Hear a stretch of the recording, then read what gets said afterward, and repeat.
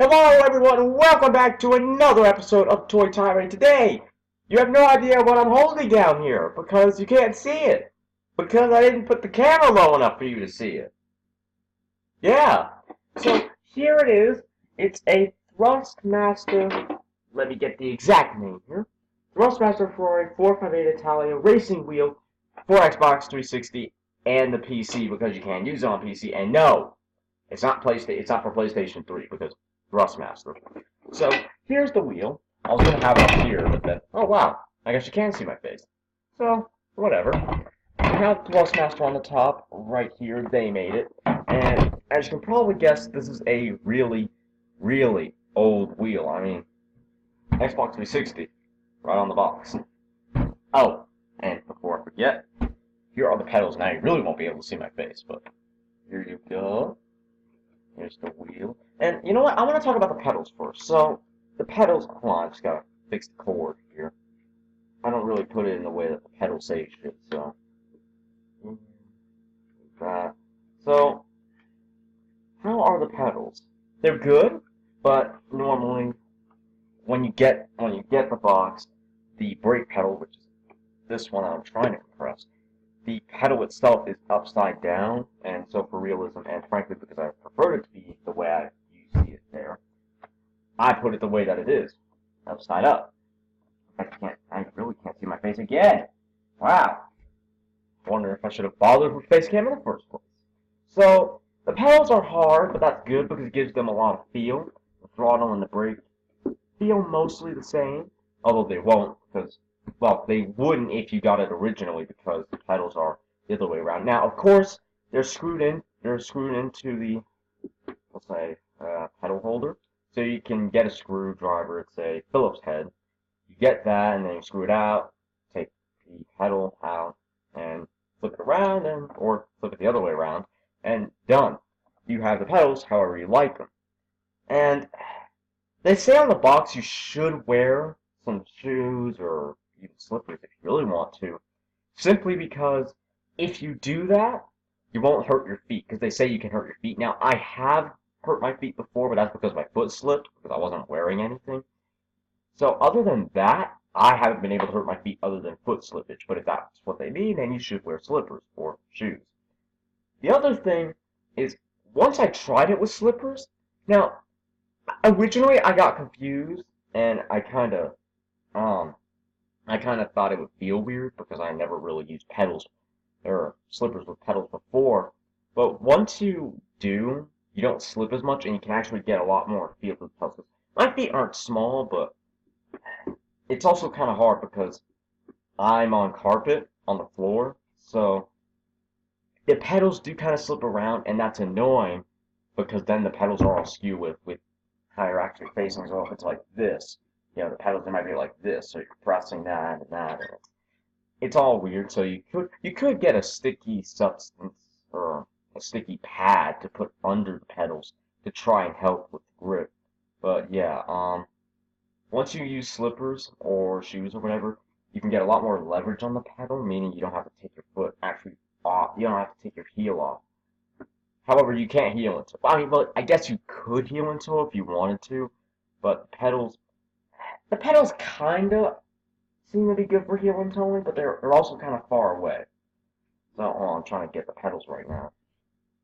So here's me trying to heel and toe. So you can do it, but it's a sequential shift, so you don't actually have to. If you really want to, though, you can, but again, I'd recommend using slippers. And if anyone knows anything about heel and toeing, they'd know that it's a technique you do have to perfect. It's not something you're going to be able to do right off the bat. But like I said, because it's a sequential shift, I wouldn't bother with doing it unless you wanted to practice it. But even still, you have to use the clutch with your left foot, so you don't want to be practicing the actual heel and toeing, but not actually, like changing down with the stick. So if you wanted to practice the feet, then that'd be fine. But honestly, I would just get a newer steering wheel set and then try it if it had 3 pedals. But enough about the pedals because those are pretty good. They're big, they're nice, they feel good. But in some circumstances, like using them without shoes or them on carpet, they're not that good. Now, the steering wheel itself. The steering wheel I like, well, the actual steering wheel, not this stuff. The steering wheel I like, it's got a good feel. The size is just perfect for, even if you, okay, sorry. Even if you have the tiniest of hands, you should be able to get around the steering wheel quite nicely. It does feel good, it has a lot of grip. It's a very nice feeling steering wheel. Now, anyone who has a Ferrari will know that, or knows anything about Ferraris for that matter, we'll see that it has this, and this does move. See, like so. It's better when you do it with two hands. Now, this doesn't add any sort of specific functions. I can't remember which buttons that little thing ties into, but whatever it ties into, if you assign it with that rather than any one of these buttons, it'll do that, but it won't make a difference because it'll be the same. So if you let's say that this button here is the same as this. Okay, well let's say you turn the traction control off, and then you press this traction control at this rate on. It would do the same thing. It wouldn't unassign the button. So kind of a shame because it doesn't make it unique. So half the time I don't even bother using it anyway because it's not. Because if you're gonna drive like this, you want everything to be here and within a thumb's reach as you would, and that's. It kind of is, but it puts your right hand in a really, really awkward position. That's not ideal for racing, so I wouldn't. Now, the paddle shifters, those are fine. They're a little bit far away from the wheel, for my liking, but they are at a good distance, and they feel crisp, and every time you change down, if you're going to try and, heel and toe, even though it's pointless, here, and here, and then there, it's nice and crisp, so it does feel like a proper gear change, even though you can't feel anything. And also, this wheel doesn't have force feedback, which I know is a sort of sticking point with a lot of people, but honestly, if you just want a wheel and you don't care at all for force feedback, that's fine. The wheel will do just well. Now, the buttons up here, those are also within a thumb's reach, so if you hold your wheel like this, like you should, because that's how you're supposed to as a race car driver, everything's within a thumb's reach. So here, oh no, handbrake, press A. Sorry about that.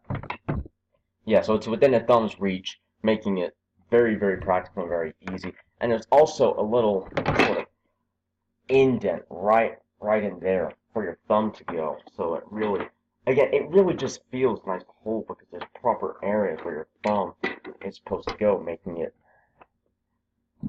quite a nice handhold. And the wheel only goes about that far, which isn't bad, that's pretty good, but I've seen wheels where you can adjust that, and because this is an Xbox 360 wheel, maybe I should just bring it into shot, but yeah, because it's an Xbox 360 wheel, you can't do that, and that's a shame, and overall, I'd say it's a really good wheel, it's nice and crisp. The button down here, useless, utterly useless, you don't have to use it. There's a little D-pad here, which is, it's hard to say, but it's not crisp like on an actual Xbox D-pad. It's very mushy. It feels like there's a bit of honey stuck in the buttons. So I wouldn't bother using that. I'd use the buttons down here just at the sides of that. And there's some buttons on the back that you can also use, which honestly I don't really know what that's gonna be for. But yeah, then you have the Xbox button, which you can press in, which is good. I guess your little home button. But I'd have to say that if it were me, I'd get this wheel for PC if you were on a really tight budget. But for Xbox, I mean, unless you have a stand or, your Xbox is connected to your computer or anything like that, unless you have something like that, just get a controller. It's just simpler. It's good for PC, but yeah, and one thing I haven't mentioned is before I had a Super Sports 3X wheel, which I still have the box to somewhere. But this, I've broken at least three of these things. Sorry, three of these things. Which, it's not actually that bad, but I used it for like 3 months on end the first 3 times. Well, the first 2 times, the last one, I stretched out to like the 4th month. Which, yay, awesome. But, yeah, so these, I want to say that they're prone to breaking within the first 3 months. But that was with me driving kind of rigorously, so, and for the most part, again, months on end when I first got it. So, I'd have to say that yours might last maybe 4 months if you know, if you don't use it so rigorously and you don't use it every day. But like I said, these are good. It's a good cheap wheel, but that's kind of what it is. It's a cheap wheel. And personally, I want more lock than that because I want to be able to do that some people do. Which I can't because I can't tune it. So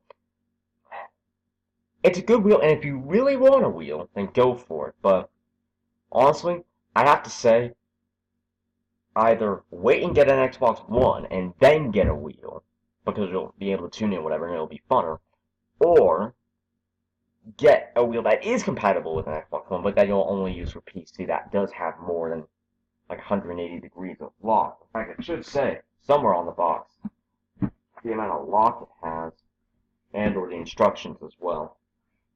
But I mean, to be fair, my Super Swords 3X can only go like that far, so going that far is kind of it's a little bit of a luxury. But yeah, so no force feedback. It's just a basic racing wheel, and you can have a lot of fun with it. But in terms of reliability, your results may vary. So I'd be careful, and honestly, put it this way: if you have the money to get a better wheel than this, do it. Even if you want to save money, I don't think going down this far is quite worth it. And again, unless you have a stand or a desk where your Xbox is hooked up to your computer or TV or whatever, you're probably not going to use it that much other than PC games. And to be fair, it is quite compatible. I mean, I've used it on a game called Viper Racing from 1999, and that, frankly, I'm surprised that it hooked up to that. So there might be a wide array of of old racing games that this might be compatible with. So maybe for old racing games, this is the wheel that you want. But overall, for as far as wheels go, I'd give it a 3.5. It's a good basic wheel, but there's definitely a lot. You can do better. Sorry about that. My mom video bombed me. And what I was trying to say about getting a better wheel is, I like this company. I really like this brand, but go with one of their upgraded models. Because I've seen some YouTube videos on their wheels, and honestly, there are wheels that are the newer wheels that they have that are newer than this one are a lot better. And in fact, there is one wheel where you can customize and you can get an aftermarket steering wheel, get an adapter, put it onto this is the base, is what they call it. Put it onto the base and boom, and then they have 3-pedal ones, so you can properly do a heel and toe down shift and a H pattern gear shifter, which you can also modify so it's a sequential gearbox, much like this, except without the flappy paddles. But honestly, I recommend this wheel for the person who just wants a wheel, but I definitely recommend this brand for those who want a wheel and who actually want flight simulator, like the stick that the planes have, because they have some of those too, which I think I messed around with back at a tech store years ago because they totally destroyed that department. But yeah, I definitely recommend this brand, and I recommend this wheel for people who are just looking to get into it. But I would tell them, after you get used to it, get one of their newer models. Anyway, I hope you enjoyed this video, and I will see you all in the next video.